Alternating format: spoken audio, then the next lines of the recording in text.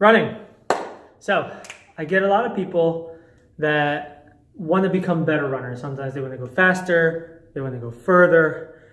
Sometimes so people put running into their workout simply to lose weight or one reason or another. But just like any exercise, running requires form, it requires patience and consistency. Even though most people can just kind of get up and go, it's a really good way to get injured. So today I'm going to cover not everything about running. So that I could do an entire month-long series on running alone. I'm going to focus on injuries and either recovering from or preventing specific injuries. And today is going to be about the meniscus. That's probably the most common thing I get complaints about. You know, people start running, feeling soreness in their knees.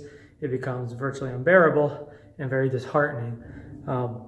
First, a little bit of a disclaimer here. I'm a certified personal trainer, not a doctor. So don't diagnose yourself with running the risk of being a bit of a hypocrite, because I try to stay away from going to a doctor as much as possible. If you're feeling pain in your knees, don't just make an assumption. Get a test. If you're wrong and you have something else that needs care for, you can make it a lot worse. So the knee is one of those things you want to take precious care of. However, let's talk about a few things to prevent injuries if you're not hurt yet, and to repair, not so much repair, how to compensate for a meniscus injury. And before we get into it, there are only 3 reasons why you should ever run. I'm sure someone will give me a 4th, but 1, something big is chasing you. If you're trying to get away from it, run for your life. 2, you enjoy running. You know, if it's something you enjoy doing, you probably want to get better at it and don't get injured. 3, you enjoy some kind of sport or performance endeavor that requires running. Running is a terrible way to lose weight if you're trying to lose weight. It's a good way to feel tired, get the heart rate up there, and injure yourself and give yourself all the excuses in the world to quit. Trust me, you'll find an excuse anyway. Don't get injured. But running is really specifically just if you want to run or need to run for a thing. So keep that in mind. Okay, so those guys right there. So you have these little cushions that take the impact every time your foot hits the ground. They get really bad blood flow, which means they heal really poorly. Once you kind of have a tear, you generally need surgery. It's not the end of the world though. So the way you can make sure that you're not putting all of your impact into the outsides of your knees or even behind the knee is you want to strengthen up your quads, your calves, and your hamstrings. If you strengthen those muscles up, you support the knee really well. So even if you don't have an injury in your knee, do these exercises. You don't have to go crazy with them, but if you do them a few times a week, you're going to be in a better shape than if you didn't, and then you're going to prevent the injury, and then you never have to worry about it. It's the injury that doesn't happen that we don't really brag about too much. So, the exercises. All right, this first one is simple, real simple, dumb simple. So very fucking simple that if you don't do it, it's really your own fault. You'll just need a foam roller. Not a foam roller, roll up some towels, get something with a little bit of height. You just want to be able to get your knee off the ground. Then, you're going to lie down and make sure that the roller is directly under your knee. You can get these at like 5 below, by the way. Like this particular one is very soft, but 5 below is not exactly expensive. Get your knees on there and then just flex your quads, bring it back down. Boom, down. It's as simple as that. But if you've ever been to physical therapy, there will be a physical therapist that charges you hundreds of dollars, and that's one of the things they're going to have you do. So, just do that 30 reps or so, maybe 2 sets. Doesn't have to take forever. Don't speed through it. Really just flex the quads, relax, flex the quads, do it on each leg, obviously. Also in physical therapy, they will often just target the one side that's injured. Do it on both sides. You don't want to encourage a muscular imbalance. Do it. It's cheap. All right. I always think I'm going to edit out these transitions, but I never do. Straight leg lifts. These are pretty straightforward. You can lay on your back for these. I personally like to sit up and lean a little bit, but make sure you're not putting pressure on your lower back. If it feels weird, that's not the point. Lay down to be a little easier. But lock out the knee. So you want to make sure you don't have like a little bend in your leg there. So you're squeezing your quads and lift. Bring down, lift, bring down. Now, as you get stronger, or if you're not really all that injured, you can add weight to the leg. Personally, if you don't want to go heavy, I like to put some sandbags on there and just kind of drape it over the foot so it's nice and comfortable, and I'm not putting pressure on any bones with something metal straight up and down. I know you can't see the foot, but that's okay. I don't go any more than like 8 pounds on this. You're not trying to impress your friends with how bro, I just did a fucking 30-pound leg lift. The idea is to strengthen the small muscles supporting the knees. If you're wearing shoes, you can use a kettlebell and kind of slip it over. I used to do that a lot with some clients. It's not optimal, but if you can get also ankle weights and just kind of pop those on, find a couple of 5-pounders, and again, just knock those out. Again, reps of around 30, couple sets. Calf raises. So you want to make sure you have something you can elevate on a little bit. I use this block here. You can use a step. Anything that kind of gets you off the ground, but make sure you're not so high up that if you kind of lose your balance, you don't just plummet and hit the ground. But pretty straightforward.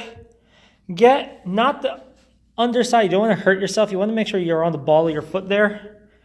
Get that right up on there. And pretty simple. You lift, really flexing the toes. You really want to make sure you're getting up there and then slowly come down.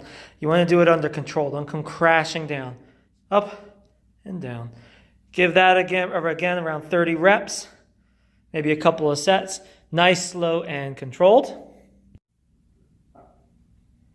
Next move, standing on one foot. Boink, done. Seriously, like that is a really simple thing to do, and you will pay hundreds of dollars to a physical therapist to do that. Sorry, I'm getting distracted by some delivery guy outside, but he's not for me. So literally, just plant your foot, lift up the other one, and bend a little at the knees, right here.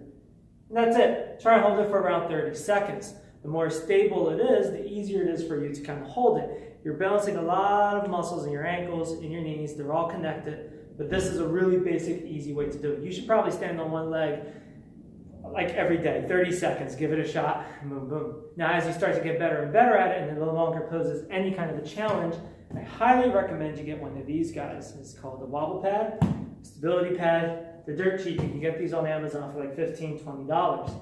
You only need one, and you do exactly what it sounds like. You stand on it, and you put your foot right in the middle, boom, and hold your balance. So you can see how my leg is shaking a little. That's because little muscles are working, and then just hold it. The higher your leg, the harder it is to hold. That's fine. You can come down here. You can tap the ground if you have to, but the entire point is to get the leg nice and stable, and that's going to help your knee. Okay, so purposefully, these have all been pretty much without any kind of real gear. You can do these anywhere. You can do them at home. All you really need is gravity. But if you have a little bit of gear, it does help. Stability ball.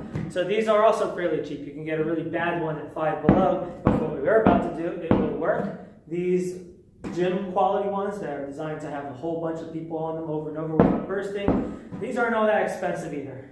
But whichever you use, pretty straightforward. Pop it up against the wall and get your lower back on there. So you don't want it to be super high up on your back, or you're going to have it rolling onto your neck, and that's never a good thing.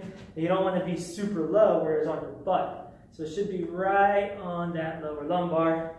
And then you want to make sure that your feet are out pretty straightforward at a good angle. You should probably wear shoes with this. You don't want your feet sliding away from you. I'm actually fighting that a little right now, but whatever. The goal is you're going to keep your shoulders back, roll down, and come up. It's very important that your feet are out far enough. I am sliding pretty bad. That you keep your feet out far enough that when you come down, your legs are generally at 90 degrees. You don't want to have your feet far back out here and then your knees start coming out over your toes. You're going to be doing the exact opposite of what you want, is you're going to be putting pressure right into that knee. So you don't want to hold it. You do want to control it.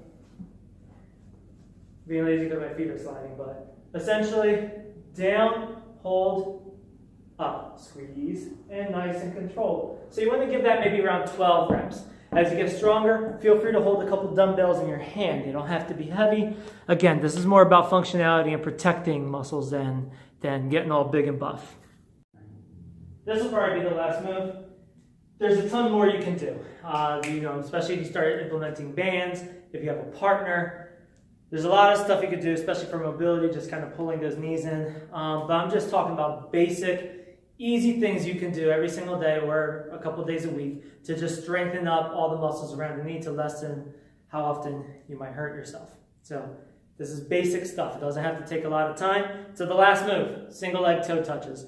It's exactly what it sounds like. You're going to stand on one foot. You're going to reach down and try and touch the ground. However, I'm going to ask that you try and keep your feet close together. And when you do the bend down, you want to make sure you're bending the knee out so you're not kind of bringing those toes forward. Especially if you have tight ankles, that's going to feel really weird and it's going to hurt.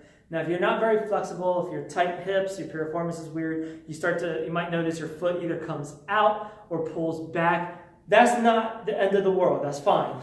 But fight to try and keep your feet as close together as possible. And when you complete the move, it looks like this. You come down, tap the ground, stand up. If I do it on the side, it looks like we're losing focus, but that's fine. Same basic thing. Down, tap the ground, come up. That's it. I only want to do 5 to 10 of those a leg. Now, if you don't have the strength or flexibility to get all the way down there, that's fine too. You can come down to your knee and come on up. And as you start to gain some ability, you can go down to your ankle, to your shins, hit the ground, whatever works for you. But just make sure just make sure you're keeping your form correct and try and keep that foot next to it. Like I said, if it starts to fly away, that's fine too. Just keep your balance. So hopefully those few exercises help somebody whose knee is either hurting them or who runs a lot and is worried about hurting themselves. You can get ahead of it by being consistent. All right, guys, have a good one.